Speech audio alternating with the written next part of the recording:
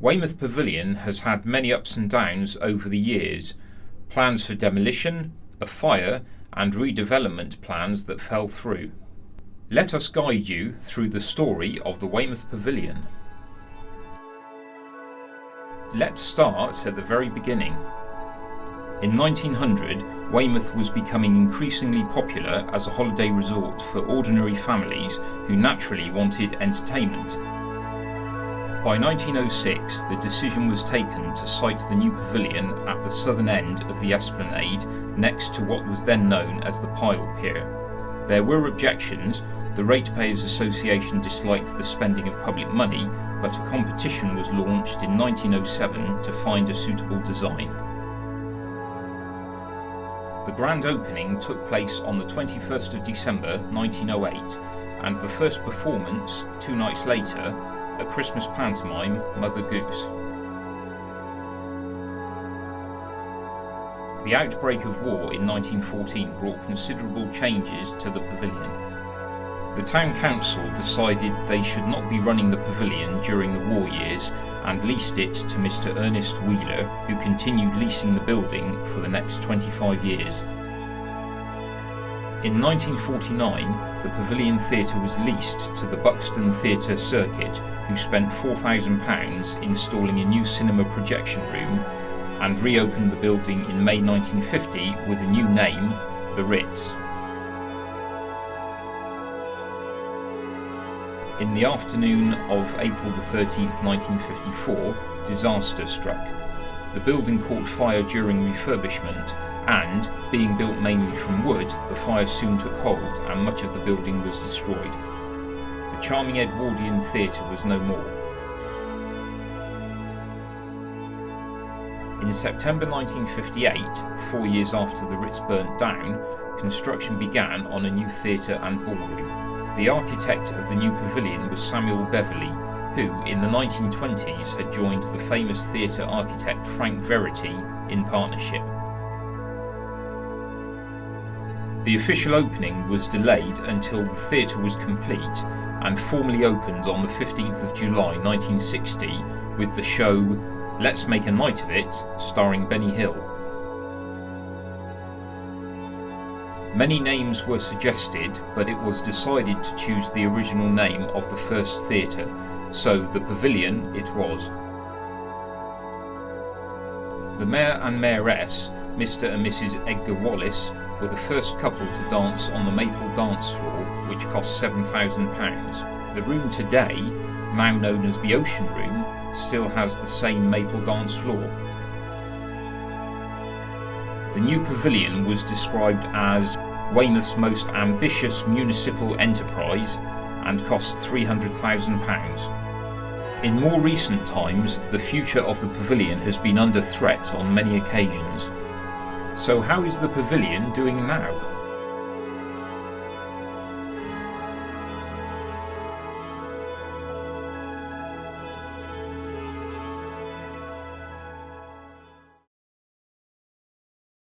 My name's Phil Say, and I'm the director of Weymouth Pavilion CIC. I'm Daniel. I'm the box office manager here at the Weymouth Pavilion. You'll always find me out on the front desk. I'm Julie Story and I'm the events manager here at the Pavilion. Pavilion primarily is a seafront theatre. We hold a variety of different shows, from everything, something for everyone, as our logo says. We have rock and roll, musicals, family shows, children's shows, everything like that. As well as being a theatre, we also act as a visitor information centre for anyone coming to stay in Weymouth for the weekend or on holiday. They can come to us and find out about the local area. We also have a restaurant and our cafe that's always open throughout the day. We try to put on something that's going to be suitable for everyone, and I think the same goes for the function rooms. We try to be accessible for all. We do special rates for charity hire and that sort of thing, and if someone's got an event that they want to put on, we do our utmost to give them what they need. After 5 years and an investment of £5 million, this was an ending unwelcome and unwanted by the council and developer. The vision in 2004, a £135 million redevelopment, including a new ferry terminal, 4-star hotel, new flats and an entertainment complex, finished in time for the 2012 Olympics when Weymouth hosts the game's sailing events, but the plan stalled when a developer at the time went into liquidation. It fell through because of the financial crisis, 2007, 2008. The money ran out from the banks, and so therefore it all fell apart.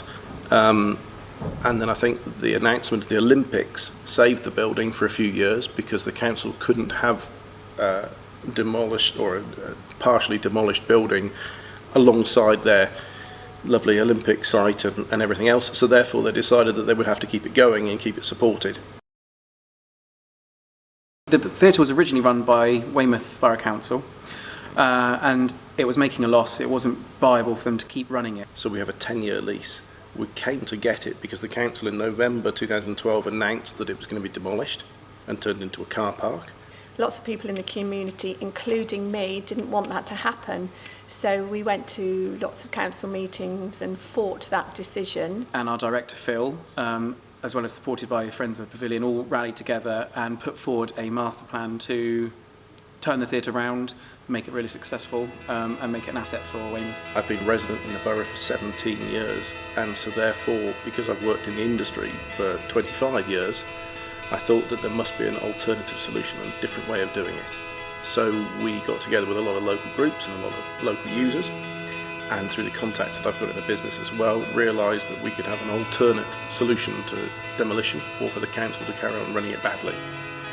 So we decided and put forward proposals, and tail end of 2012 and on into 2013, the council came round to our way of thinking, and July 2013 we signed the lease. I think a lot of people will be devastated. A lot of people talk about it, a lot of people come in and ask us about it, and they share their feelings. We thought it would be a great shame if it closed. There's something about live entertainment that is different than any other form of entertainment. If you've been involved in it or go to it, it gives a buzz which you don't get any other way. We were all devastated, absolutely devastated, when we thought we were going to lose the pavilion. And I was very annoyed when it was going to close down because it didn't make sense to me that they would put, knock this building down and build a huge car park. Tourists wouldn't have had anywhere to go to see shows. I mean, we've now got a summer pantomime happening twice a week. Families come on holiday. It's England. You can't always rely on the weather. So it's nice to have something for the families and things to do. With the range of shows we now have on sale, it's almost a guarantee we'll be able to offer them something that they're going to love.